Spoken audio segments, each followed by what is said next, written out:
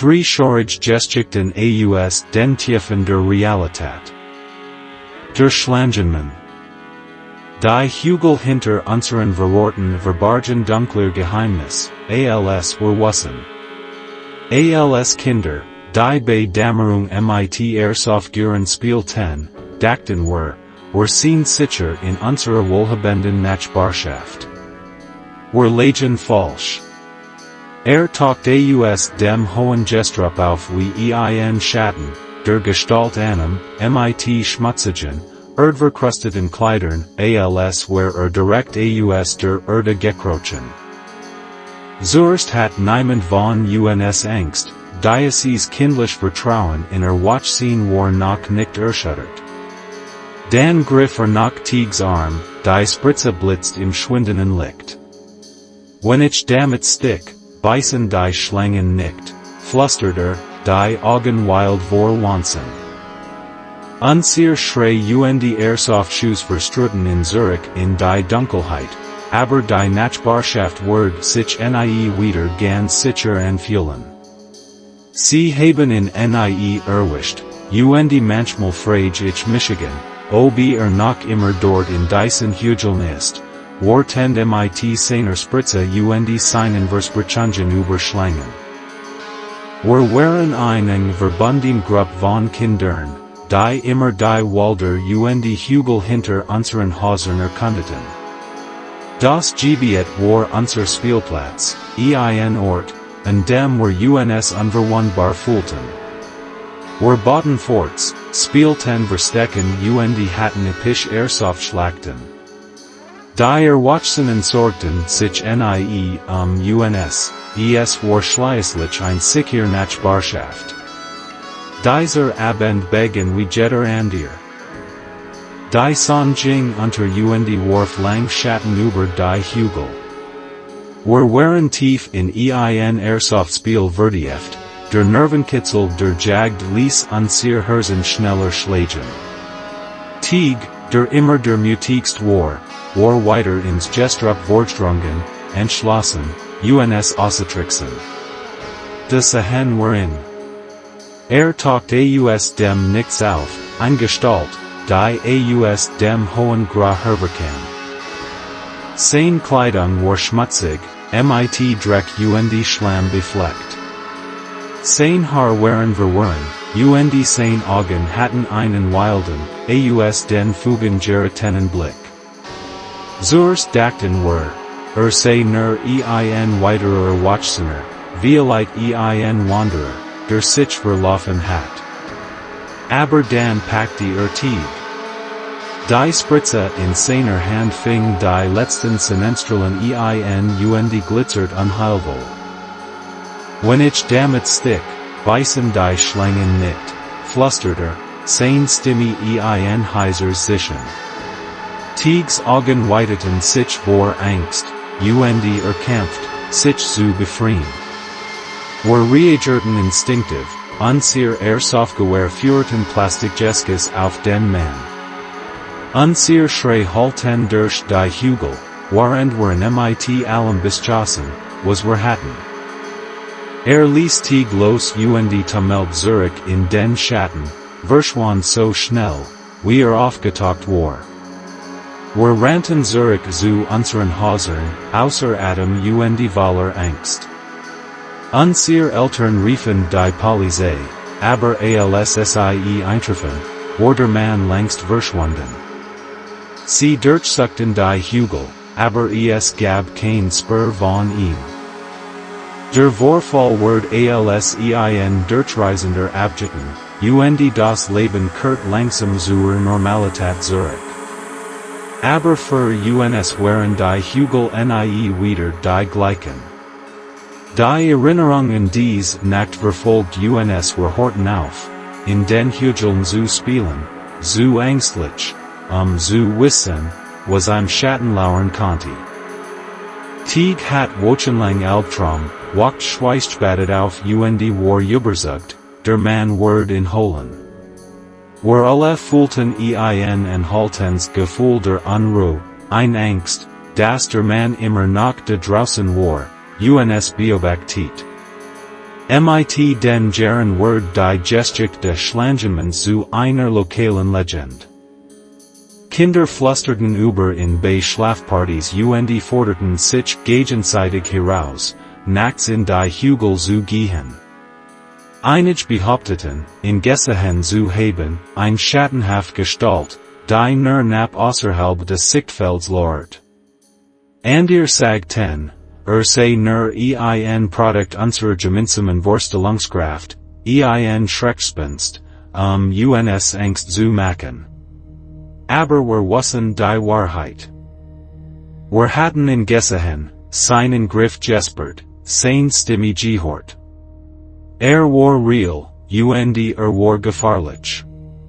Ein Sommers beschloss ein Gruppe von Teenagern, die Legend zu testen.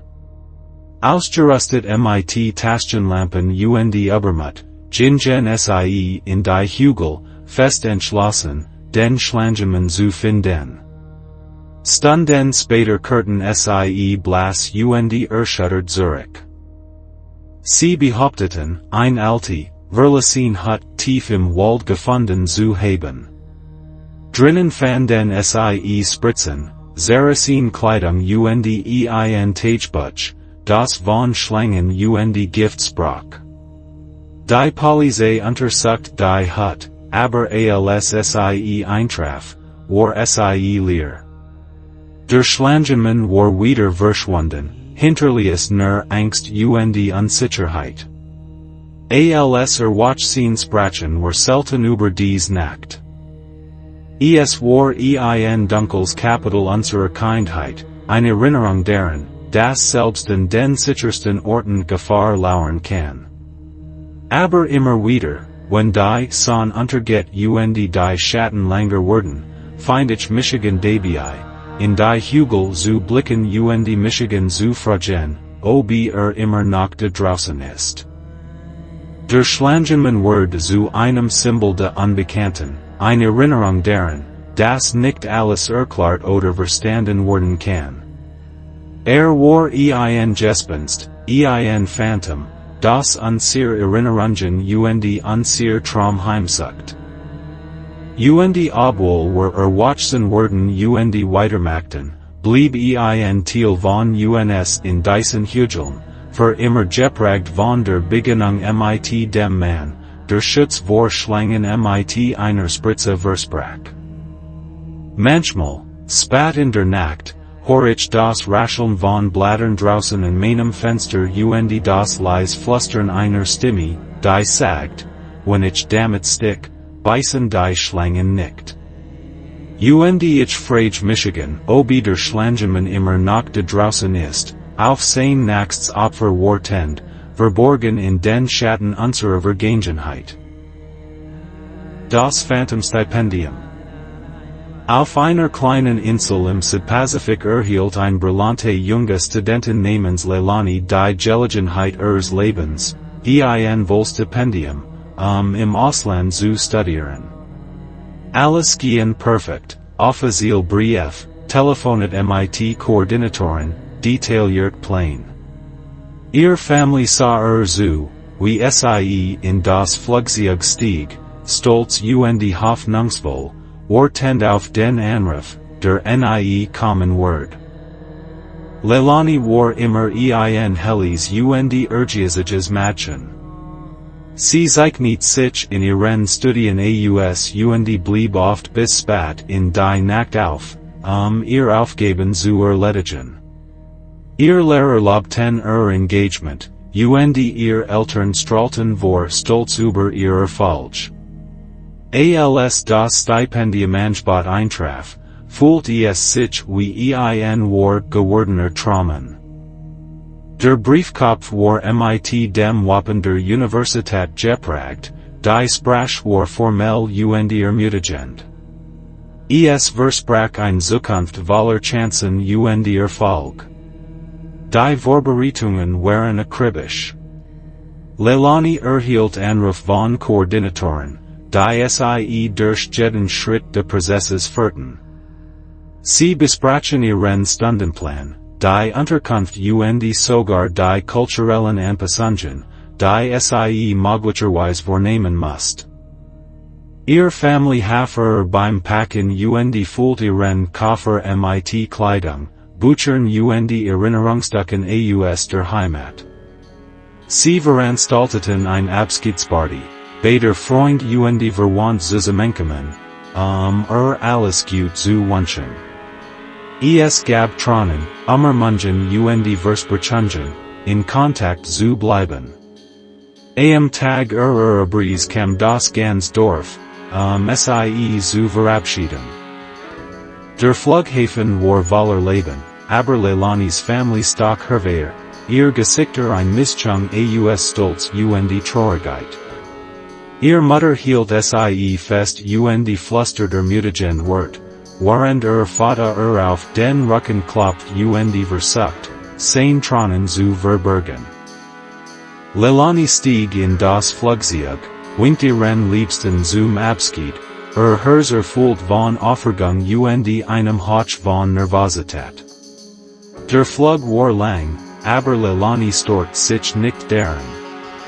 Sie verbracht die Stunden damit, sich neues Leben vorzustellen, die Freund, die sie finden wird, das Wissen, das sie gewinnen wird. Sie stellt sich vor, wie sie durch die ehrwürdigen Hallen der Universität gehen, Vorlesungen besuchen und die Stadt erkunden wird. Sie konnte es kaum erwarten, ihr Familie anzurufen und ihnen alles darüber zu erzählen. Doch dieser Anruf kam nie. Als Leilani's Eltern versuchten, sie zu erreichen, gingen die Telefonnummern ins Leer. Panik setzte ein, als sie merkten, dass etwas schrecklich falsch war.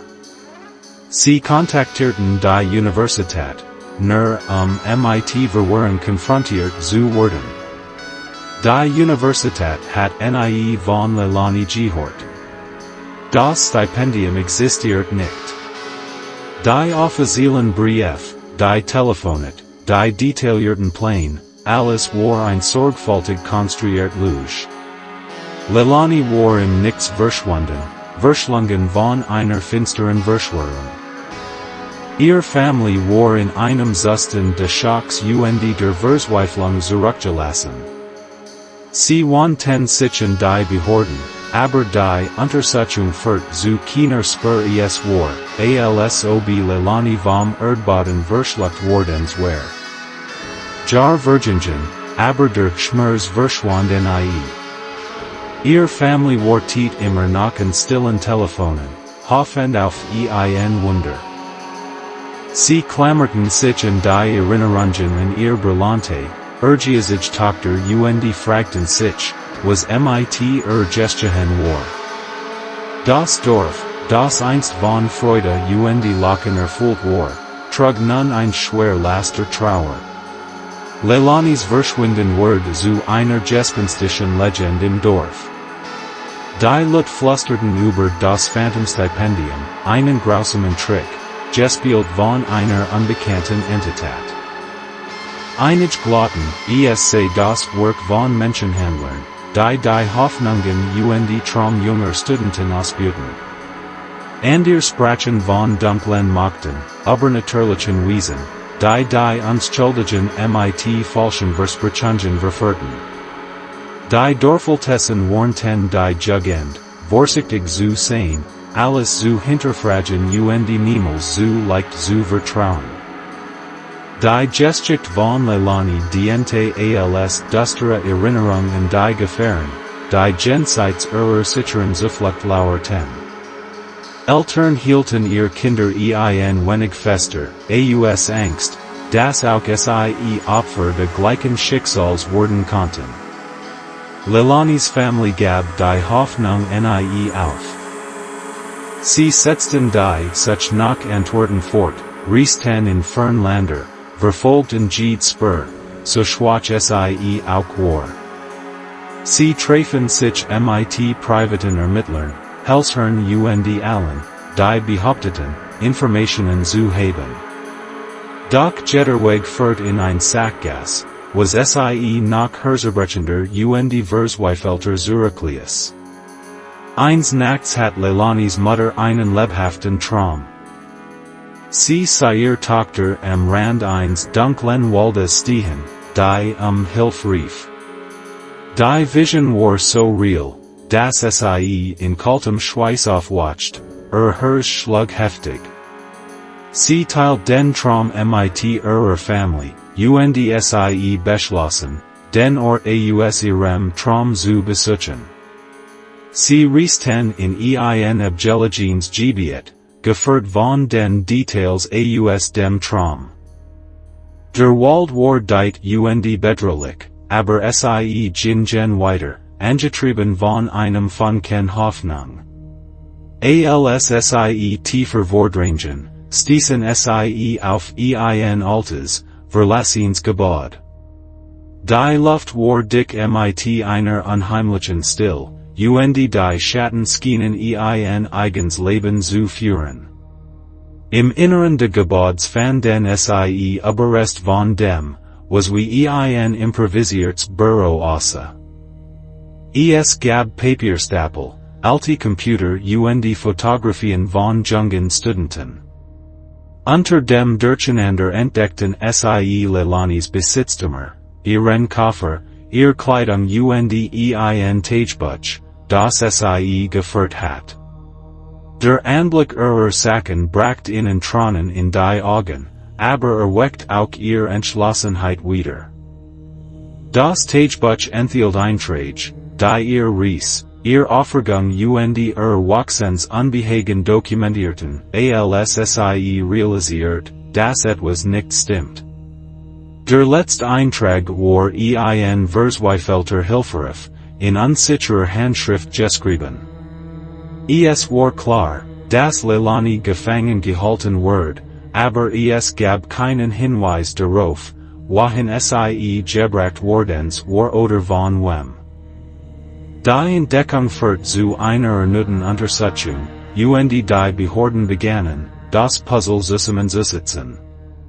Sie entdeckten ein Netzwerk von Kriminellen, die das Phantom-Stipendium-Betrugssystem organisiert hatten und gezielt verletzlich Studenten aus abgelegenen Gegenden anvisierten.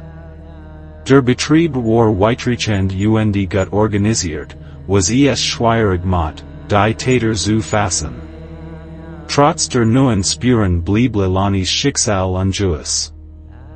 Ihre Familie hielt weiterhin an der Hoffnung fest, dass sie eines Tages finden und nach Hause bringen würden. Das Dorf stand hinter ihnen, bat Unterstützung und gebeten.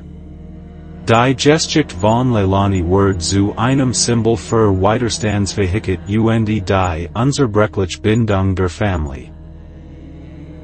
Der falsche Samariter. Verzweiflung kann uns auf Dunkelpfad führen. Ich nahm einen Betreuungsjob von Craigslist und kam in ein dreistöckiges Reihenhaus, einem angeblich behinderten Ex-Soldaten zu helfen. $200 im Voraus kaufen mein Vertrauen, aber Geld konnte nicht meinen Instinkt zum Schweigen bringen, der Gefahr schrei.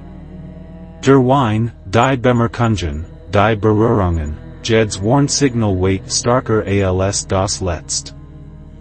Dann sah ich in sich und seinen Stock bewegen, schnell und roberisch in der Dunkelheit. Die Babygitter auf jeder Etage waren nicht für Katzen, sie waren dazu da, jemanden einzuspüren. Ich floh die dunklen Treppen hinunter, sprang über die Gitter wie hörten bei einem olympischen Sprint ums Jubelben, während der Alarm hinter mir schrillt wie ein Banshee. Sein Ruf verfolgten Michigan stundenlang, jeder Klang eine Erinnerung daran, was passiert war, wenn ich die Nacht geblieben war. Manchmal frage ich Michigan immer nach über dieses Reihenhaus mit seinen strategischen Gittern und gupten Lügen. Ich frage Michigan, ob jemand anderes auf sein Ansicht reagiert hat, jemand, der nicht schnell genug gerent ist. Alles begann mit einer einfachen Craigslist Ansicht. Betreuer für Behinderten ex Soldaten gesucht. $200 im Voraus. Das Angebot skien zu schon, war zu sein, aber ich war verzweifelt nach Geld. Die Rechnungen stapelten sich, und ich brauchte einen Job, jeden Job. Die Ansicht war einfach, und der Mann am Telefon klang aufrichtig. Sagt, sein Name sei Mr. Thompson und braucht Hilfe bei alltäglichen Aufgaben wegen einer Beeinflussung aus seiner Zeit im Dienst. Als ich am Reihenhaus ankam, sah es von außen ziemlich normal aus, ein dreistöckiges Gebäude mit einem gut gepflegten Garten und einem weißen Ladenzaun. Mr. Thompson begrüßt Michigan an der Tür, stützt sich schwer auf einen Stock. War Ende 40, mit grauem Haar und einem freundlichen Lächeln. Lud Michigan ein und gab mir die $200 in bar.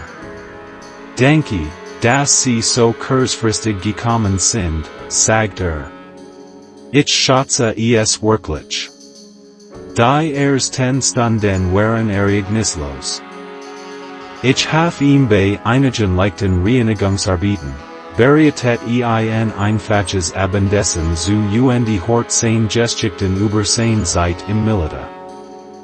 Bot mir ein Glas Weinen, das ich annahm, in der Hoffnung, die Spannung zu losen. Aber je länger der Abend dauert, desto mehr fühlt sich alles seltsamen. Mr. Thompsons Bemerkungen wurden zunehmend unangemessen.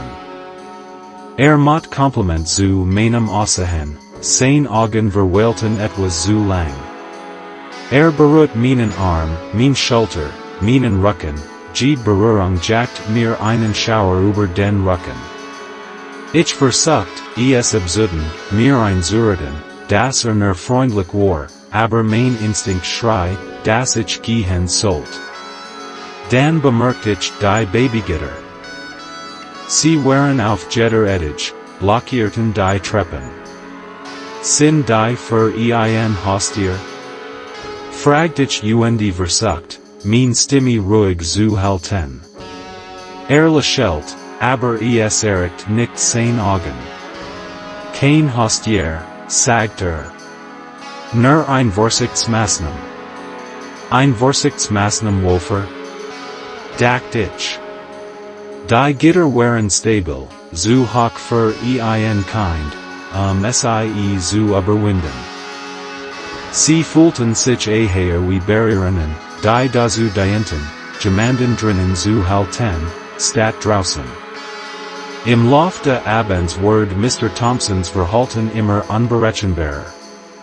Bewegt sich seinen Stock, schnell und räuberisch, sein Augen glänzten mit etwas Dunklem und Gefahrlichem. Ich realisiert, dass nicht so behindert war, wie behauptet hat.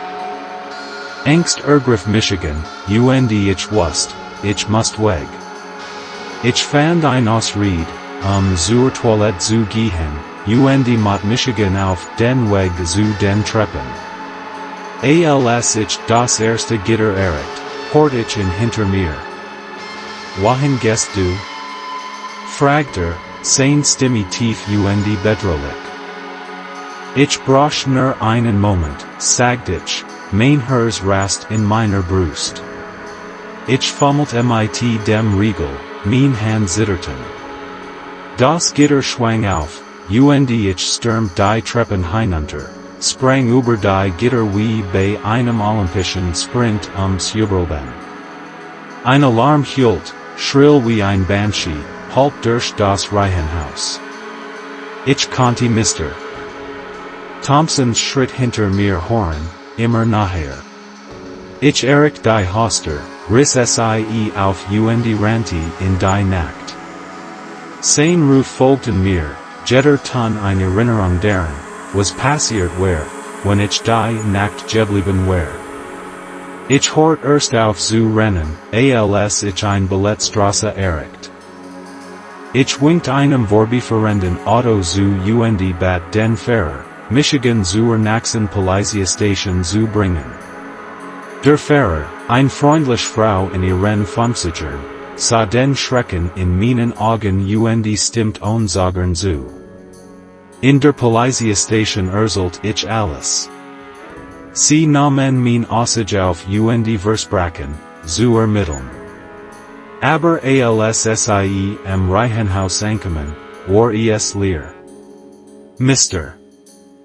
Thompson war verschwunden, ohne ein Spur zu hinterlassen. Die Babygitter, das Alarmsystem, die gupten Lügen, alles war Teil einer sorgfältig konstruierten Fall. Wochenlang konnte ich das Gefühl, beobachtet zu werden, nicht abschütteln. Jedes Mal, wenn mein Telefon klingelt, rast mein Herz, in der Angst, es konnte sein. Ich ändert mein Nummer, zog in eine neue Wohnung und versucht, das Erlebnis hinter mir zu lassen. Aber die Erinnerung dies Nacht verfolgt Michigan oft fragt ich Michigan, ob jemand anderes auf sein Ansicht reagiert hat, jemand, der nicht schnell genig gerent war. Der Gedanke hielt Michigan nachts wach, das Bild der Babygitter und seines roberischen Lächelns eingraviert in meinem Geist. Verzweiflung kann uns auf Dunkle Pfad führen, und manchmal sind dies Pfad von Gefahr gesamt. Ich habe gelernt, meinem Instinkt zu vertrauen, dieser inneren Stimme, die vor Gefahr warnt. Sie hat mir das Leben gerettet, und dafür bin ich für immer dankbar.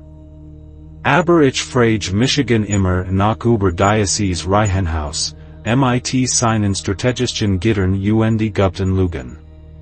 Ich frage Michigan, ob Mr. Thompson immer noch da draußen ist, auf sein nächstes Opfer wartend, bereit, sie in sein Netz aus Täuschung zu verstricken. Und ich bet, dass niemand anders in sein Fall tappt.